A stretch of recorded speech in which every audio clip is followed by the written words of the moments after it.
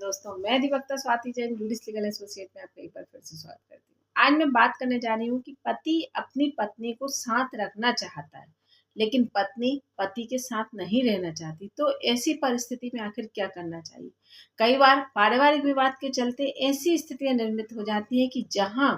पति पत्नी की आपस में कोई रंजिश नहीं होती, लेकिन बीच वाले जो व्यक्ति होते हैं वो कहीं ना कहीं इस रिश्ते को अपने नजरिए से एक नई दिशा प्रदान कर देते हैं और वो एक पार्टनर कोई भी उस दिशा में चलने के लिए तैयार हो जाता है और वहां पर बेवजह विवाद खड़ा हो जाता है और कहीं ना कहीं दूसरा पार्टनर उस परिस्थिति को समझता है कि मेरा पार्टनर ऐसा नहीं है, लेकिन दूसरों के बहकावे में आकर, दूसरों के भड़काने में आकर स्थितियां ऐसी निर्मित हो गई हैं। तो हमें क्या करना चाहिए? हम कैसे उस चीज से बचें या कैसे उस विवाद को खत्म करें या कैसे अपने पार्टनर को वापस लेकर आए? पतियों का ये सवाल है और कहीं ना कहीं वो उनका भी ये प्रयास है कि हमारा परिवार बच जाए, हम अपना जीवन आगे जी सकें, क्योंकि कई रिश्ते में परिस्थितियां ऐसी होती हैं कि जहां बच्चों का साथ है या सामने वाला पार्टनर बहुत मैच्योर है, ये बहुत अच्छे से समझता है कि मेरा पार्टनर गलत नहीं है, लेकिन दूसरों के बहकावे में आ गया है। तो मैं उस परिस्थिति को कैसे टैकल करूं और कैसे अपने पार्टनर को लेकर आऊं जहां मुझे कोर्ट कचहरी के चक्कर ना लगाने पड़े या कोर्ट तक मुझे ना जाना पड़े। तो अब स्थितियां कैसे सुधारी जाए, चलिए आज हम इसी पर बात करते हैं। जानकारी पूरी पाने के लिए वीडियो में बने रहिए और अगर अभी तक आपने मेरे चैनल को सब्सक्राइब नहीं किया है तो मैं आपसे रिक्वेस्ट करूंगी कि मेरे चैनल को सब्सक्राइब कर लीजिए ताकि आने वाली वीडियो का नोटिफिकेशन आपको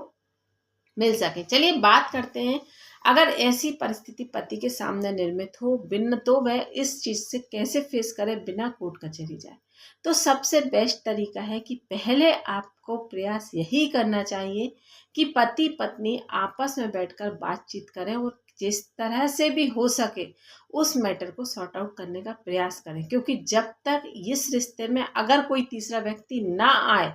तो उस रिश्ते को सुधारा जा सकता है। जैसे कि हमने शुरुआत इसी से की थी कि कहीं ना कहीं हमारा पार्टनर ऐसा नहीं है, लेकिन किसी अन्य व्यक्ति के समझाने या अन्य व्यक्ति के भड़काने में वह उसके कहे में आ गया। लेकिन फिर भी अगर ऐसी परिस्थितियां निर्मित होती हैं तो आपको सबसे पहले आपका प्रयास यही होना चाहिए कि अपने पार्टनर से अगर आपके साथ है तो बैठकर बात कीजिए या उस तक पहुंचकर उससे बात कीजिए या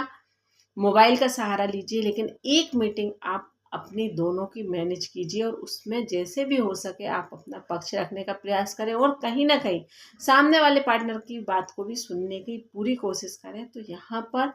जो मन मुटाव होगा वो खत्म हो सकता है। उसके बाद भी अगर बात नहीं बनती है तो जो आपके फैमिली फ्रेंड हैं, जो आपसे कॉमनली टच में है, जो आपको और आपकी वाइफ को दोनों को अच्छे से समझते हैं, तो किसी ऐसे व्यक्ति को सहारा लेकर आप उस मैटर को सॉर्ट आउट करें, क्योंकि कहीं ना कोई बात सामने वाले पार्टनर के दिल में घर कर गई जो कि आपके बीच में विवाद का कारण बन गया। तो कहीं ना कहीं अगर आप उस बात को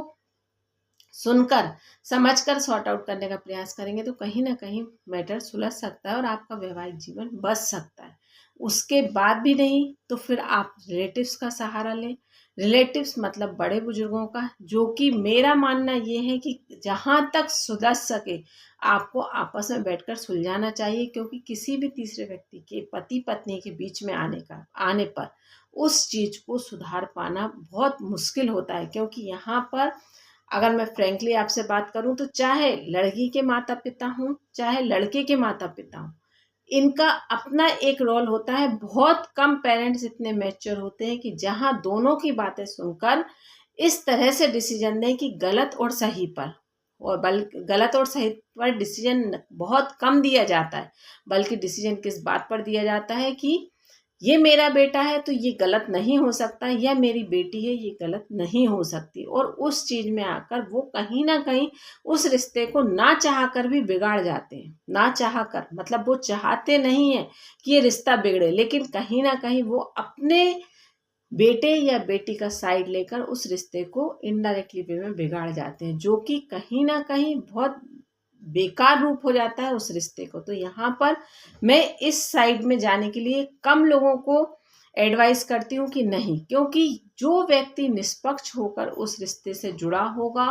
निस्वार्थ होकर जुड़ा होगा वो कहीं ना कहीं उस रिश्ते को संभाल पाएगा या उस रिश्ते में सही डिसीजन दे पाएगा, सही और गलत सुनकर। तो इससे बेस्ट होगा कि आप कहीं भी मध्यस्थता केंद्र का सहारा लें। आज की तारीख में मध्यस्थता केंद्र आपको, कोर्ट में आप एक अपील लगाते हैं तो भी आपको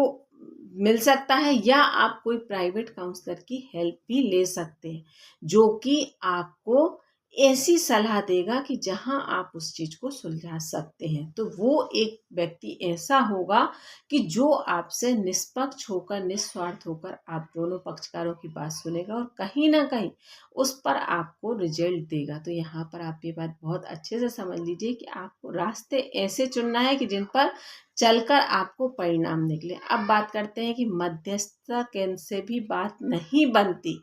तो फिर आपको मजबूरन कोर्ट का सहारा लेना पड़ेगा, जिसमें आपको सबसे पहले एक ट्रायल और लेना चाहिए। किसी भी प्रकार से कोर्ट कचहरी का या किसी भी प्रकार से कोई भी लीगल एक्शन लेने से पहले आपको एक सिंपल सा लीगल नोटिस बनाकर अपने पार्टनर के पास भेजना चाहिए। लीगल नोटिस में आपको अपनी बात भी कहना चाहिए, सामने वाले की इच्छा जानने की इच्छा जाहिर भी करना चाहिए। मतलब आप क्या कहना चाहते हैं या किस वजह से ऐसा हुआ, आप अपना पक्ष रखिए। आप वो एक किसी एडवोकेट के सहारे से ही कर पाएंगे, क्योंकि आप किसी भी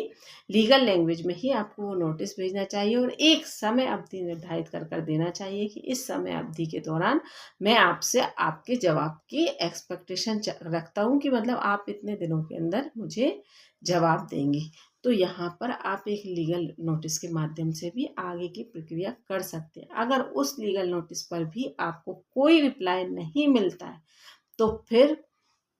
आपको हिंदू विवाह अधिनियम 1955 की धारा 9 के तहत पुनर्वैवाहिक जीवन की स्थापना की अपील लगाना चाहिए। अब आपको लीगल तरीके से प्रोसेस में आ जाना चाहिए, और अब जब उस पर भी आपको कोई भी रिजल्ट नहीं मिलता है, मतलब आप अपील लगाते हैं, अपील के बाद सामने वाले पार्टनर को नेचुरल है कहीं ना कहीं अपने बात को रखना होगा। अगर वो कोई ऐसी बात, ऐसा कोई पक्ष रखता है कि मैं इस वजह से नहीं जाना चाहती या आगे भी नहीं जाऊंगी, तो यहाँ पर फिर आपको तलाक के लिए रास्ते खुलते हैं, और वो इजी वे में खुलते हैं। क्योंकि जब सामने वाला पार्टनर नहीं चाह रहा आना, तो आप किसी पर दबाव बनाकर उसको नहीं ला सकते हैं, और ना ही आप उससे किसी प्रकार की जोर जबरदस्ती करते हैं। क्योंकि हमारा संविधान भी कहता है कि हर व्यक्ति को अपनी स्वतंत्रता से जीने का अधिकार है। आप किसी की स्वतंत्रता में खलल नहीं डाल सकते। मतलब हर व्यक्ति अपनी स्वतंत्रता से जी सकता है। तो यहाँ पर आप ये बात समझ लीजिए कि अगर इतने प्रयास के बाद में भी अगर आपका पार्टनर नहीं आता है, तो आप धारा 9 की अपील लगा सकते हैं पुनर्वैवाहिक जीवन की स्थापना के लिए, जिसमें आपके पार्टनर को ये आदेश दिया जा सकता है, अगर वो कोई भी ऐसा कारण नहीं बताता है जो कि आपके साथ रहने से उसको कोई भी प्रकार की क्षति पहुंचा सकता है, या आपके द्वारा ऐसा कोई कार्य किया जा रहा है जो उसको किसी भी प्रकार से क्षति का कारण है। तो यहाँ पर न्यायालय के द्वारा उसको आदेश दिया जा सकता है कि आपको अपने वैवाहिक घर में रहना होगा और आपको अपने वैवाहिक जीवन की जिम्मेदारियों को पूरा करना होगा। और उसके बाद भी अगर आपके पार्टनर के द्वारा इनकार किया जाता है, तो यहाँ पर फिर आप इजी वे में तलाक की अपील लगा सकते हैं, जो कि